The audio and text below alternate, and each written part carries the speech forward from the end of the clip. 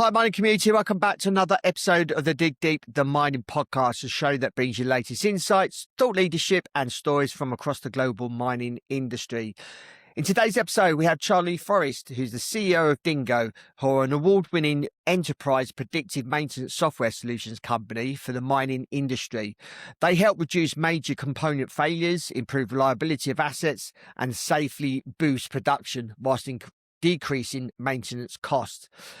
In this episode, we're going to dig into what's really holding maintenance teams back from fragmented OEM systems and underused data, to the challenges of turning early warnings into actual decisions on the ground. We're also going to explore what Charlie is seeing across different operations where AI is generally starting to move the needle, and what the best run sites are doing differently when it comes to reliability. If you care about what's getting beyond dashboards and into real operational impact, this is a conversation obviously worth paying attention to. So Charlie, great to have you on the podcast. How are you? Good. Thanks, Rob. Appreciate the intro. It's very flattering, but I was trying to do our best to help the mining industry. So, pleasure to be a guest.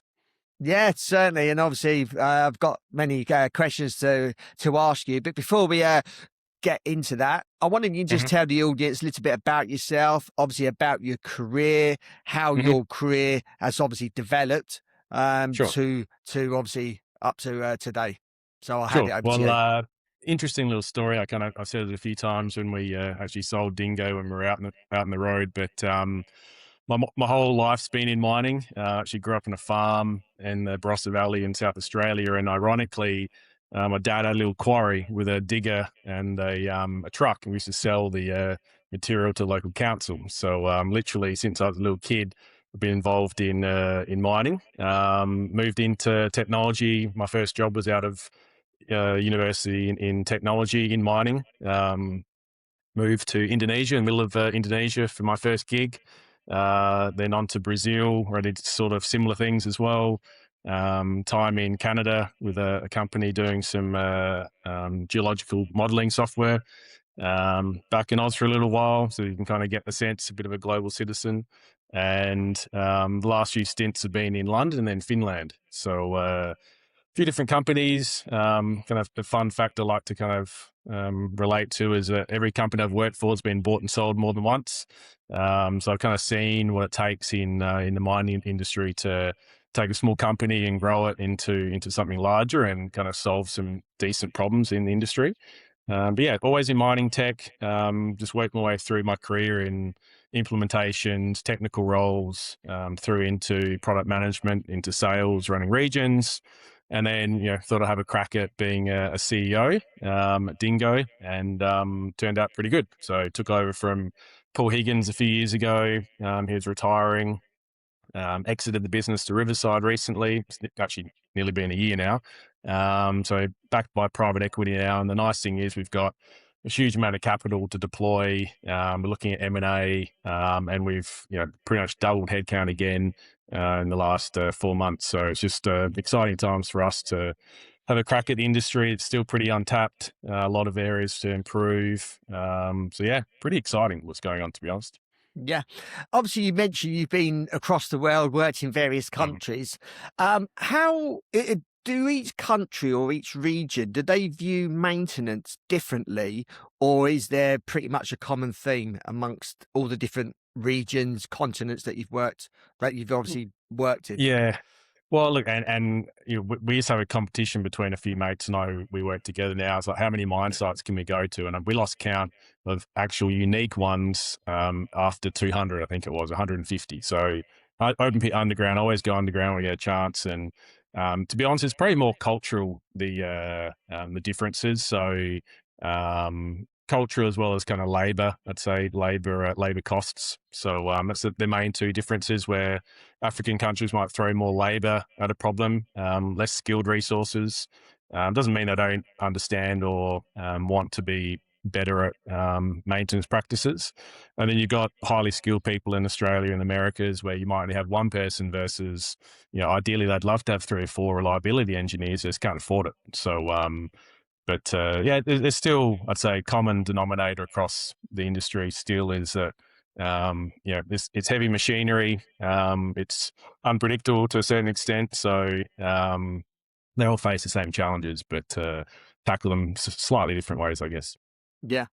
So I wonder if you can just give us a snapshot of Dingo as a hmm company. Sure. So, 30 odd year company, long standing customers like Newmont, and Tech and, NGM, Agnica Eagle, a lot of long term customers, which is great. Had a foundational system, which was fantastic around condition monitoring. I think it's the one thing that people, don't understand, I guess, in asset intensive industries where you have like an ERP and then you have like an asset management system or a CMMS system. We play that next layer down. And it took me a while to understand what we did. So we actually play in what's called condition monitoring. So not right at the asset level, right down into components and the condition of these components. And the devil's in the detail with all the weeds around what determines what's going to fail in a component. So we play basically on the shop floor, around the tools, helping those types of operators perform. And that's kind of where we've moved, and solely focused in on mining. We still have customers in wind and rail, but when I joined, us went 100% laser focused in mining. It's a huge industry. All our backgrounds and the whole company is mining. So our domain expertise, mining. Majority of people have either picked up a wrench before, or been in mining tech for 20 odd years. The same people actually who work with me, probably about 30 or 40 people. We've all worked for the same companies like 3 or 4 times. So this whole group actually brought across, as part of the deal, with Paul, the owner. So if I'm going to have a crack at Dingo and be a CEO and lead it to be $1 billion company one day, I need my team. And these are all seasoned people. So, which obviously helps. So essentially, we look after the condition of assets and right down to that component level, solely focused on mining for now. Obviously, you've been in the industry for a while, as you mentioned in the Yeah, few introduction. great hairs. Yeah.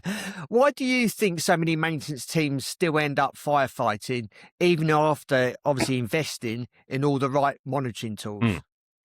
Well, look, if you've been to the amount of sites that I have or our team, you realize that it's not just like a simple thing to have a dashboard, in a mine site and look at it all day, or analyze all the data and look at it. You've got a day job to do. There's firefighting on other areas of the business, yet alone, watching some alarms or some data. So I think a big part of it still, we've gone through this phase of collecting data and a lot of data over like 10 years. And now it's almost the opposite. Everyone's got too much data. They don't know what to do with it. And now they're overloaded with all this data. They've got all the dashboards, all the bells and whistles, and they don't have any time to look at it. Or they look at it and go, we're inundated. What do? It's like this big fire hose again of all this data and like, what thing do I do next? And then your boss is telling you to go out on the shop floor. You're like, so it's actually inundating for them to figure out what to do, right? So that's kind of where we still slot in really nicely,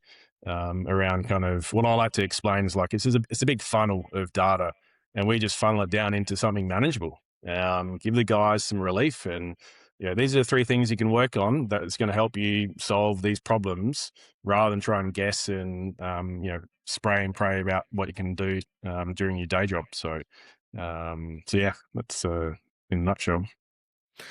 When you talk to obviously maintenance and reliability teams, what's the most Mm. common frustration you hear when it comes to actually using the data that they already have? Look, it's funny, it's ironic, this is the same thing that's happened with my start of my career around there's still disparate systems, consolidating all these systems, and they've got these dashboards and they're doing a lot of work, and things still fall through the cracks. And that was actually the first thing I asked when I did a round the world trip when I first joined Dingo, and asked all our long term customers like Newmont, 20 years. I'm like, no offense, but please tell me the value proposition of Dingo. Like, why are you still using Dingo after 20 years? And they said that exact same thing. They said, you guys, you don't let anything fall through the cracks. We're like that safety net or that safety blanket. And, this is a tier one miner that, in 20 years, they still rely on us to, and you think about it, like, have all this data was great. And they've got great reliability teams, all the processes, everything's well oiled. But if just one thing falls through the cracks, then it's a total waste, and it could cost them millions. So that's what we do. We save something falling through the cracks, and it pays for itself each year at each site. And it's as simple as that, really. A lot of obviously sites are running mixed fleets with different OEM systems. How big of a challenge is that in practice when you're trying to get obviously a clear picture of asset health? Yeah, look, it's always the chicken and the egg a little bit, right? The mining companies would love to just have one OEM to run the whole fleet and have one system, but then obviously they're tied to supply and parts and kind of tied to an OEM. So it's kind of half the reason why a lot of miners kind of opt for multiple OEMs, but then that comes with their own systems, their own support, their own service. I think that's where, again, it starts to become an issue around all these siloed data sources, and then bringing it all together to figure out, what problems exist across the fleet. It's very difficult, right, when you got mixed fleets. So you might fix one problem somewhere and something else pops up somewhere else. So yeah, I think again, it's like disparate systems, siloed. When you got multiple OEMs, you got multiple other types of systems. Again, it just compounds the classic use case again of trying to consolidate all this stuff together, and then you have in your spare time do your day job as well as figure out what to fix before it breaks. So There's often a gap between seeing a problem coming and obviously actually doing something about it. Um, what do you think about that, and how do you think about it? well, I think that's what gives us our unique ability, is that we've got the 25 nearly 30 years worth of data, and we see. The tricky thing is combining things like fluid analysis, which we do, all the telemetry data that we just spoke about, and then all the visual inspections that we do, like filters and mag plugs. Um, there's a lot of indications across all of those combined that gives you kind of some future reference point of something happening. And because we've had all of the occurrences happen in the past, we know what's happened in all these mine sites, we can predict pretty easily, right? These 5 indicators have led to this failure in 3 months' time or in 2 months' time. So having that insight with the domain expertise on top of that give customers I guess reassurance that we know what we're doing. But yeah, it's not that simple, right? It's all the devil in the detail around these things. But yeah, being able to kind of look at holistically the data over 30 years with the domain expertise gives us that kind of future insight, and at least give them the option to forecast a bit better compared to what they currently do, which is a bit of a shooting in the dark. You've obviously got visibility across a lot of obviously different sites and obviously across the world. What are their patterns or insights that only really show up when you look beyond obviously a single operation? Mhm. Interestingly, and the OEMs probably won't like this, but yeah, it's very common case. We get it all the time that a mine site in some country will say, "Oh, the OEM said this is our problem with these transmissions," and they have no other reference, so they don't know. And we come along and go, actually, you know what? There's this that same problem in Chile and Australia, and this and this and this. It's actually a supply of this transmission. It's actually a fault in whatever OEM, and it's been like this. We've known about it.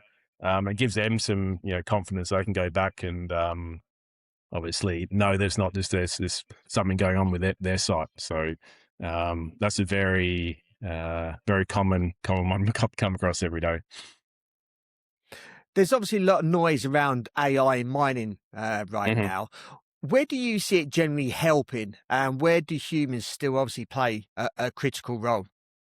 Yeah, I mean, it's changing every day, right? In our lives across not just our own businesses, but across all businesses. I think first and foremost for us, it's efficiency gains. We obviously process a lot of data, and we provide a service. So streamlining that then gives us the ability to add higher value tasks, like help with maintenance strategies rather than be in the weeds as much as we are. And we're already getting some wins on the board with that. But I think, deeper insights, like we've got a lot of data, but we haven't gone and dug deep into it. I think there's a lot of information in there we just is nested away that we haven't unlocked to the full potential of it either. So that's the kind of next phase of what else can we offer our customers that they haven't seen before, we haven't kind of given them the option to embrace. And I think we'll start to open all that up. And I honestly, I have no idea how good that's going to be. I suspect it's going to be drip fed in, because if you overwhelm a customer with all these new insights, then they're going to be back to square one where they've got too much information. So it's that balance around streamlining stuff, but also getting better insights. I think that's if we can laser focus in on, really critical analysis that helps customers even more, then I think that's where we can leverage it. But it's interesting. It's kind of a little bit scary at the same time, and keeps me up at night figuring out where it's going to go and how it's going to pan out. But I think the two fundamentals in any SaaS business, especially in the market, you probably know the SaaS apocalypse, is data and domain expertise will stand the test of time, and that's fundamentally what we have as a business. So we're in pretty good stead. Not going to be complacent, but just crack on with a good opportunity to leverage it. If you think about the best run operations, obviously you've seen, what are they doing differently when it comes to maintenance and reliability? Yeah, I think like Newmont's probably a good example, because they've been around for a long time. They've bought multiple other assets. I think they have like a very good framework in place, sort of procedures and way they go about working, and a structure in place that's repeatable.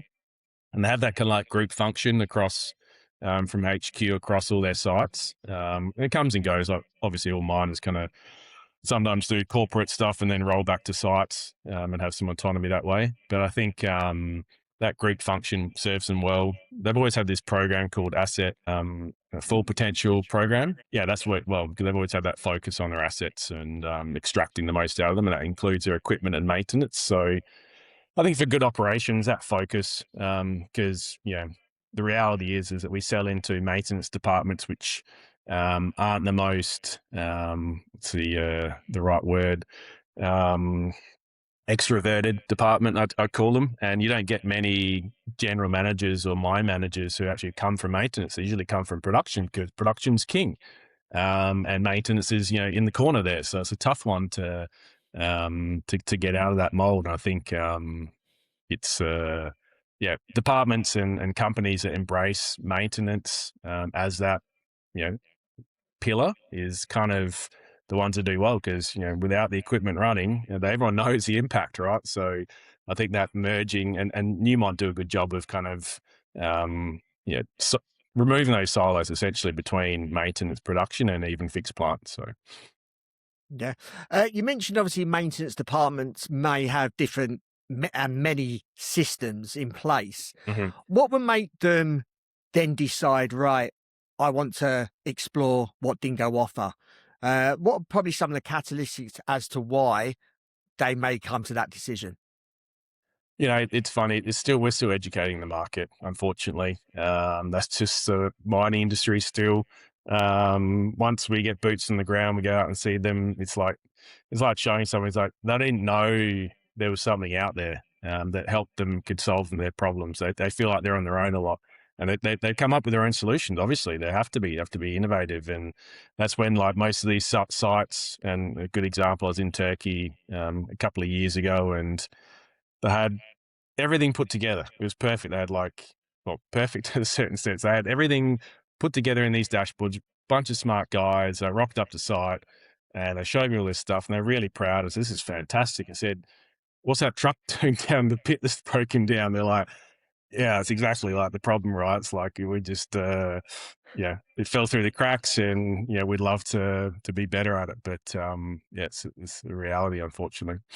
Yeah. Look, yeah, I was also going to say, like, for them, that was a trigger point. Obviously, a breakdown is always a trigger, which is unfortunate. You don't want that to happen. But I think, again, educating the market, getting out there more, letting customers and prospects know that there's alternatives to piecemealing it together, or having assets that a lot of people rely on their ERP, right, which is too high a level. You need to be in the weeds a bit. That's just the reality of mining to fix components and extend them. So If you're looking out to the future, how would you say machine learning is going to be developing? And in turn, how reliability is going to improve machines within the mining industry. If you had a crystal ball, how would you see Mm. this playing out?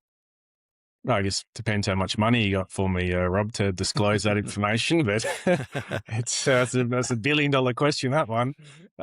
Look, I think there's going to be more autonomous equipment and smarter equipment. Obviously, it goes without saying.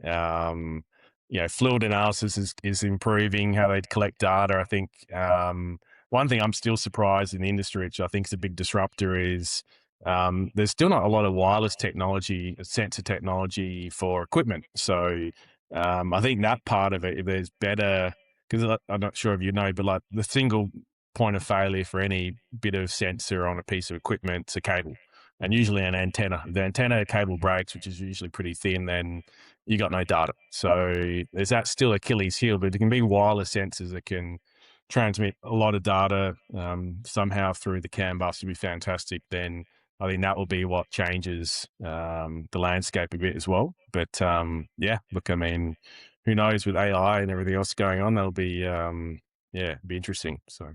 Yeah. And lastly, what's the outlook for Dingo over the next sort of 12 to 18 months? And is there anything else that you want to share with our audience? So yeah, we're on an M&A trajectory. So actually, we've got a lot of exciting pipeline of M&A, which is great. I think that really will help our existing customers and our prospects show that we're a platform. So Riverside bought us for that platform to grow out. So we'll be offering multiple solutions across the value chain, extending off our core, not branching off too far from that. Potentially expanding into some other verticals, but fundamentally mining at our core. And in the next little while, we want to be $1 billion company. So that's my aim. So that's our aim as a company. We don't want to be small time. We want to be, if we're not already industry leaders in a niche little market, we want to be industry leaders in a bigger market. I think is fundamentally what we'd like to achieve, and that expands out into eventually production and things like that because they go hand in hand. So we can break down the silos across departments within mining organizations. I think that's the biggest challenge for any company trying to do that end to end supply chain. But if we do it at a smaller level with condition monitoring, there's no reason why we can't do it. And we're already seeing it now. We're actually doing a lot in fixed plant, which we just fell into because customers asked us for it. So yeah, I think customers and prospects can expect a lot out of us in the next 3 to 5 years, and a few more grey hairs and a few more round the world trips. But exciting times, honestly. So good fun. Charlie, really appreciate your time. Thank you for obviously sharing your story. Thank you for telling us all about Dingo and obviously sharing your knowledge around obviously predictive maintenance software solutions, reliability, machine learning, and all the above. And if our audience wants to reach out to you, if obviously they want to follow your story and inquire about your services, how can they go about doing that, and what social media platform channels are you on? I'm not a huge one on social media, to be honest, only because I've got 3 kids and they're all on it. But obviously, our website, LinkedIn, anyone can hit me up on LinkedIn. Email or phone, people can find me pretty easily. But I think we've got a pretty good presence online with marketing in at least our website and LinkedIn. But we do, we just for reference, like we kind of, I think we're 10x on our marketing spend this year. So we're getting serious about that kind of stuff. So, and hence why doing things like this as well, getting a bit more exposure and getting out of the market and hopefully help prospects be educated and learn a bit more about there's solutions out there to help. And if we can, then great. And onwards and upwards. So. Yeah, great.